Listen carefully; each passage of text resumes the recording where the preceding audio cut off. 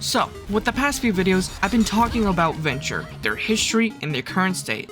From their highs, otherwise known as when they first released, to their lows, otherwise known as after Blizzard decided to listen to the bronze players about how to balance a hero who just came out. Seriously, if we're not gonna nerf Freya despite her current state, can we fix Venture at the very least? And yes, I know they were buffed, but as discussed in the previous video, while it is a nice buff, they're still flawed in many ways they shouldn't be. They're already one of the least played heroes in the game. A part of this could be due to how clunky some players feel they are. I usually ignored claims like this until Samito made a video about them, which sort of opened my eyes. Why can't you move your camera all in Drill Dash?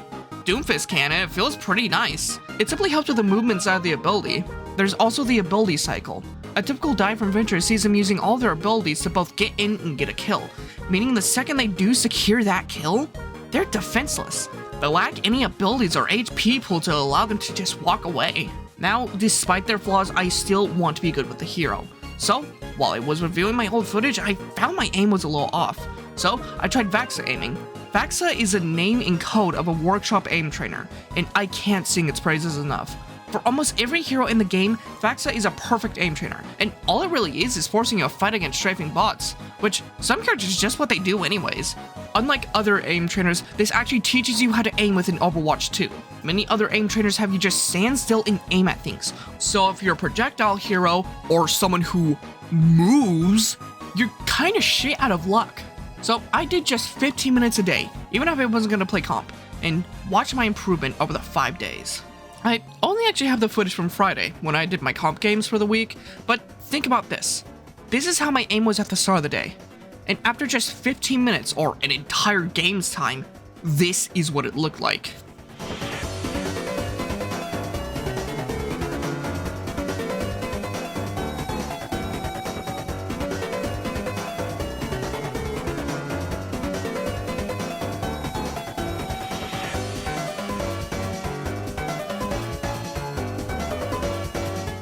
Yeah, a tiny amount of aim training can go a long way in improving your performance.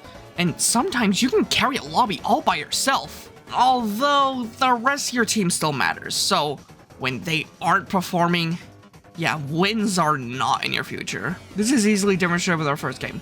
We could have won this game. Look at some of the things I do. At multiple moments, I single-handedly win the fight for my team. Yet, I make one singular mistake. With a pretty poor use of my ult, the Life River manages to bring his tree out, and we lose the point. But I attempt to lift our spirits. I made a mistake there. Had to use my ult better, we likely could have won. But come on, we came so damn close. If we all just perform better, we can still do it, and we're flaming each other. Got it. But look at the shit I do going into this match. I push the Life River to his death, finish off the Rhine, and just embarrasses Lucio, winning the point in the moment. And we continue to claim it. Then, we decide to flip our Mercy after we've won a round, and she chooses to abstain from playing after that. We lose this game. We lose one of the most winnable games ever, all because my team decided to spend more time typing than playing. We easily could have won, but no, we had to type shit. My Mercy threw because the team chose to flame her when she made some amazing plays. I don't care that our Mercy stood AFK. Sure, she is the main one to blame for making that decision, but her actions still come from the Ana who flamed her for no reason. If you want to win in Overwatch, simply stop typing. Turn off text chat. I swear, it's a fucking cheat code. I would typically talk about the next game right here, but let's lighten the mood with this funny interaction I had with the Queen. She sees me, realizes I'm going to push her off, just for her to land barely on the ground. But she assumes she's getting pushed off, so she hops around like a fish, nearly falls off the map because of it, but jumps on the tiniest pixels. She's looking around, genuinely befuddled, still fighting me until we both just take a step back. And we stare for a moment, for a singular second. We just look at each other, understanding how goddamn silly this whole moment was. And then the Life Weaver kills me. The next game was simply a case of Overwatch having bad matchmaking sometimes. The enemy team was just a lot better. Like, why is our tank standing out in the open, doing nothing? Meanwhile, their tanks are just playing very well together. I really don't understand Overwatch's matchmaking system. Like, if the lobby is mostly plat with 2 diamond players on each team, I'd fucking hope both sides have diamond players in the same role, because if my team has to face diamond tanks meanwhile our tanks are plat, yeah, I don't have much confidence. Also, this moment just shows off what I was talking about earlier. We lost taking the first point simply because Venture is janky. It feels like they lack polish. Lucy and Ryan can use it ult in a Zarya grab, and so can Venture. The difference being that Venture needs to look straight down to use her ult. What? What the fuck? You didn't know that either? Nope. No, use your ult again. Yo. And even then, it's up in the air if it actually works. I don't get the perfect angle, and so I can't ult in time to save myself. This looks worse when you remember that if Ryan is up in the air from a Zarya grab, he just falls through the grab to ult. Why can't Venture do this? Now, check out how next match starts out. I jump in and kill the Lifeweaver. This is an insane pick early on that wins us the fight. It starts a domino chain. The Lifeweaver can't heal his tank, partly because he is lay dead. So the tank dies.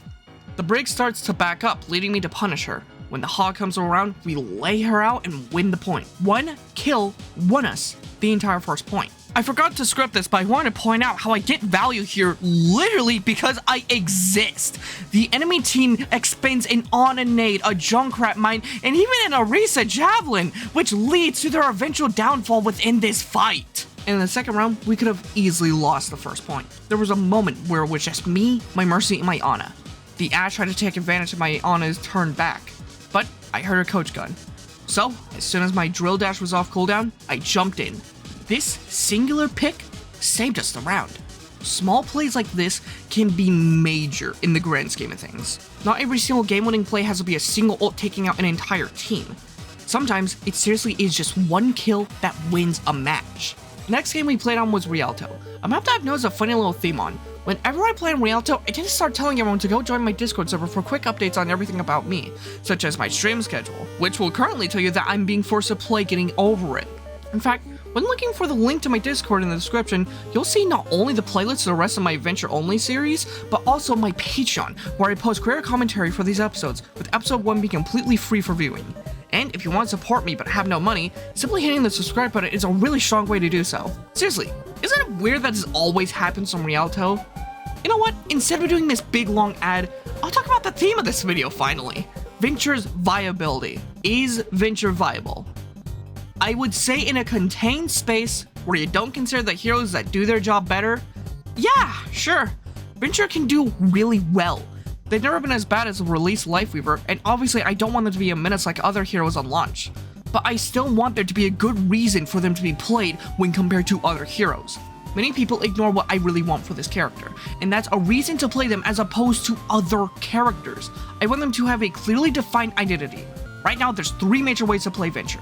You can play them as an assassin, like a love child between Reaper, Genji, and a hint of DPS Doom. Or they can be a unique tanky DPS, a DPS who plays attached to the tank, basically acting as a second or third one. Or you can play them as a poke demon, someone who stands in hotspots and forces the enemies to expend their resources to get you to leave. This may sound cool, a hero who has a ton of playstyles, but the problem is none of them are Venture's objective playstyle, the one you should typically be playing.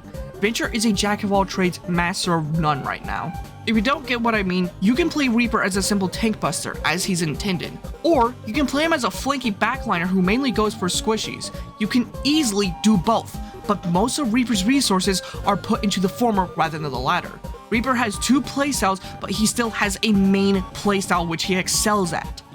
With Venture, this becomes much harder. Seriously, try and name what role Venture fits into for your team.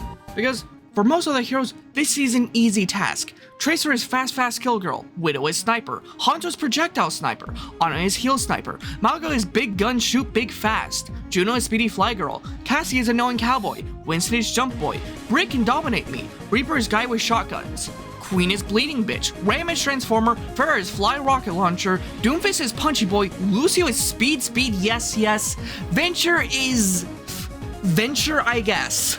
The best way you can describe them are either the drill hero or a combo hero. But what do those even mean? If you go with drill hero, well, that more so describes their abilities, not their playstyle. And combo hero, that gets you a little closer, but no? most of the time you use their combo, that is, using burrow to get in a primary drill dash combo to kill, you're out of abilities and will die. And if you save your drill dash to get out, well, then you haven't comboed. And also you still might die because you didn't kill your target fast enough.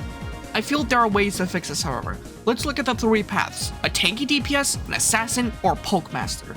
Now, if we want to make a general buff to all these without making one playstyle clear, here's what I would do. Give them 25 to 50 more HP. This would complement all of their playstyles, of course, but the bigger change I would give is the ability to instantly refresh burrow upon earning an elimination. And that would be a minor perk. All of this is to put them clearly into the role of a combo assassin, a hero who gets in and gets out. This gives players a reason to play them as opposed to Genji or Tracer. Genji or Tracer mainly work as heroes who kill the enemy with their primary and stay alive thanks to their mobility. Venture kills them with their combos of abilities and stays alive thanks to their HP and burrow. This change also does not eliminate the other playstyles, it's merely setting a standard for what the hero should be doing. Also, please don't bring other shields as to why they don't need a health buff. Reaper has 300 HP, he heals from dealing damage, and has a quicker version of Venture Burrow. He has the abilities and health pool to support his playstyle. Venture requires some small tweaks to fully flesh out their play. Even top level players have shown that they die half the time they dive. Seriously, if we don't want to change their perks, I think at the very least trying a 275 or 300 HP Venture would be a good idea. Anyways, next map. Oh, next map is insane. In round 1, we only had one tank, Doomfist. This was fine though, since the enemy team only had one tank in the form of Ramatra. I got a very early pick on Tracer, but this wasn't enough as we still lost the point after that. But a quick dive later and we took it from the enemies. I was playing with my Doomfist to the best of my abilities, capitalizing on every play he set up for me, though my ult left much to be desired, as I could have easily done something more with it. In fact, lackluster ults from me and the Doomfist lost the point once more. But we jumped back in after a tiny amount of struggle and the enemy hitting 99%, I went in there and got 3 big picks, giving us back the point. But now, we needed to win the next fight that came our way. So, once they pushed, I dashed into their backline and used my ultimate. I dropped their carry quickly, followed by picking up the ram, and then dealing with the hog out of position. This singular play won us this point. My heart was racing. It was kind of clear, out of everyone on my team, I truly was the most valuable player. I've never felt this on Venture before. I got so many picks that I doubt I could get before. Whether this was a result of a minor amount of aim training or my growth as a player, or simply being in the wrong lobbies, I'm not sure. However, during almost all of round 2, we were kept in a tiny room, unable to push up. The enemy decided to add a second tank to their team, which made things extra hard for us. But when we took the point, we made sure to keep it. For like 5 seconds, since after I took out both of the enemy supports, I noticed that nearly the entire rest of my team had died to death, which made it easy for the enemy supports to respawn, help take the point, and the round. So the game is 1-1. We got a second tank, meaning we had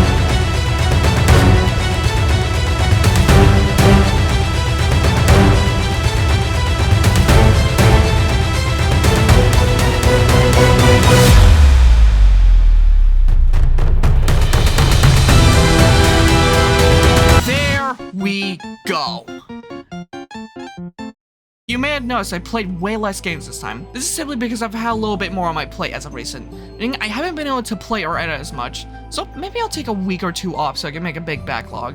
Or maybe not, I'm not sure. Now, I'd like to reiterate my points about Venture, because I see so many people misunderstand why I'm so adamant about changes to the hero. It is merely because right now, they are outshined by other heroes in the fields that they're in, so they need minor adjustments so that they can better stand out with how they play. Either way, I hope you enjoyed, make sure to like, comment, and subscribe, and I'll see you in the next one.